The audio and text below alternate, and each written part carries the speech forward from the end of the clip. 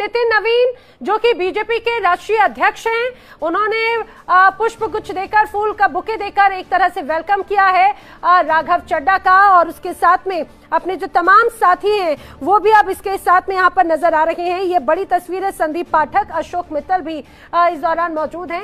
ये वही 3 चेहरे जो अब से कुछ देर पहले प्रेस कॉन्फ्रेंस में लगातार आम आदमी पार्टी पर निशाना साध रहे थे और उसके बाद में सीधे पहुंचे हैं अब बीजेपी दफ्तर। ये तस्वीर बहुत कुछ कहती है, ये तस्वीर और इसके साथ में ये जो तमाम बड़े चेहरे हैं, ऐसा लगता है कि जो पूरी पटकथा लिखी जा रही थी, दरअसल उस पटकथा के मुख्य रचयिता यही थे। शेखर जी, आप इन तस्वीरों को के क्या संकेत हैं, इन तस्वीरों के क्या मायने हैं?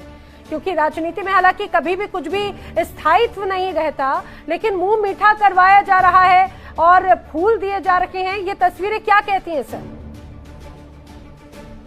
खरी है कि कुछ युवा जो एक क्रांति के साथ थे, आज भाजपा की एजेंसियों के सहारे वो कितने बेबस नजर आ रहे हैं और वापस वो वहीं पहुंच गए जिस व्यवस्था के खिलाफ वो इतने सालों से लड़ रहे थे। आज पूरे देश के लिए संदेश है और 2029 में अगर सरकार बदली तो ये शायद पुष्प गुच्छ देने वाले ये दूसरी पार्टी में न चले जाए और इन पिछले 15 सालों को देश के लिए सबसे विनाशकारी बता दे।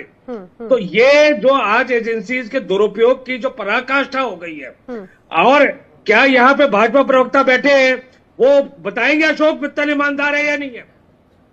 क्या कहना भाजपा प्रवक्ता का उस पर?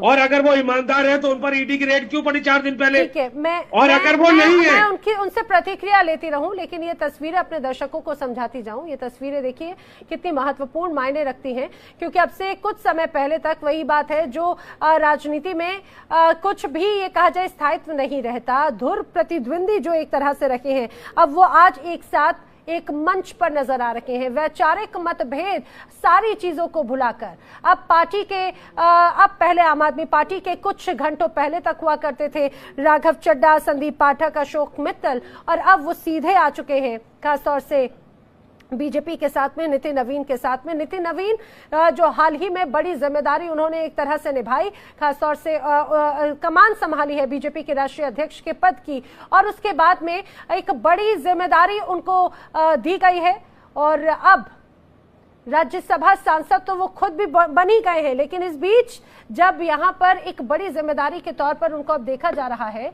किस तरह से क्या पंजाब में भी आने वाले वक्त में बड़ा बदलाव नजर आएगा। पंजाब में जब चुनाव होंगे तो वहां पे समीकरण क्या होगा, क्योंकि अब जिन राज्यों में चुनाव है उनमें पंजाब भी शामिल है आगामी वक्त में।